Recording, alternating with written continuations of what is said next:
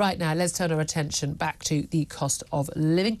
A new report from which the consumer rights group has found that 1 in 7 people have skipped meals due to the rising cost of living. Almost 1 in 10 have prioritised meals for other family members above themselves, and 4% of people they polled have used a food bank. Some 7 in 10 have turned their heating on less due to rising prices. I mean, I would have thought it would be 9.5 out of 10 on that.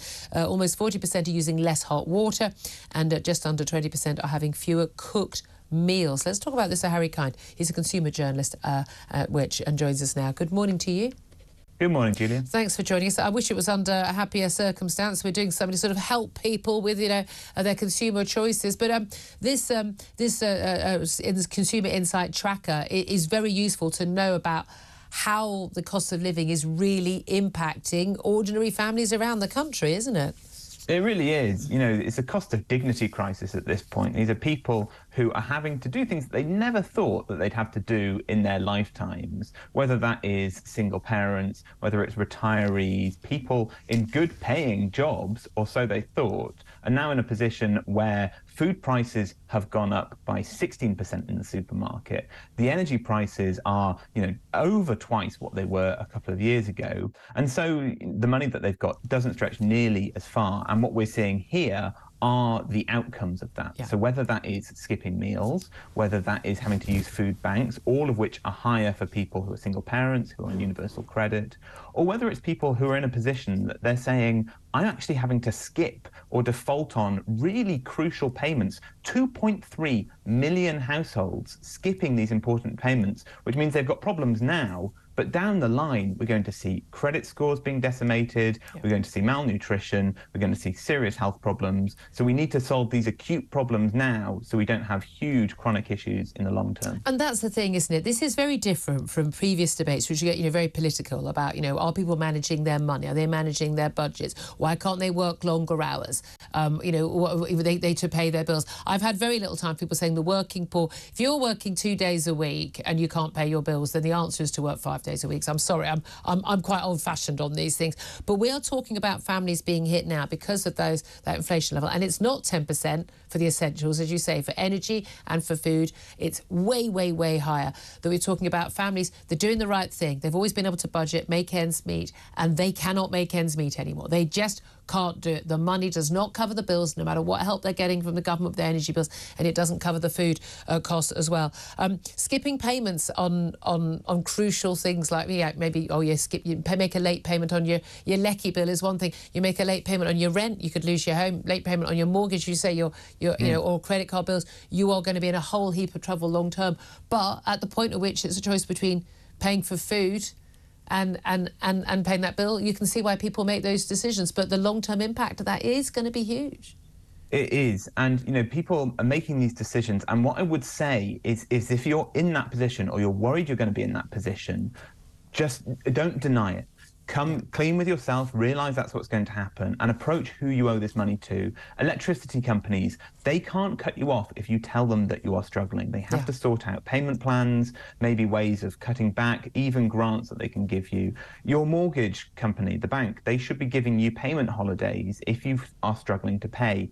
And if you really are worried about credit card debt, spiralling costs of things that you owe to people, then you should be talking to debt charities, Step Change, the Citizens Advice Bureau, even which.co.uk has some great advice on this. Well, whatever you do, don't pay a company. You see all this advert. If you look up debt, help, you'll get a whole load of adverts on Google from people, sponsored and ads, and basically saying, we'll help you, we'll consolidate your debts and take all the pressure off you. You're paying those people. They're taking a percentage. Don't do it. You can get this help free.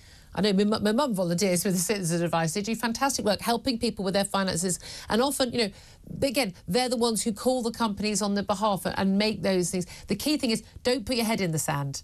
Don't just let the bills add up and just go, I can't deal with it. If you contact your utility companies, if you contact your mortgage company, contact your landlord, if you actually make that contact and then you can start the process, you can get the help. Absolutely. Don't suffer in silence. That's crucial. Absolutely crucial, isn't it? But let's talk about things like people skipping meals. Look, I can quite glibly say, I've watched a lot of footage on particularly the BBC when they have footage of someone going to a food bank and it's a woman, frankly, the size of a house saying, I'm having to skip meals, I can't afford food. And I'm thinking, this would not necessarily be a bad thing for you. It's very glib, but it's something a lot of us have been noticing.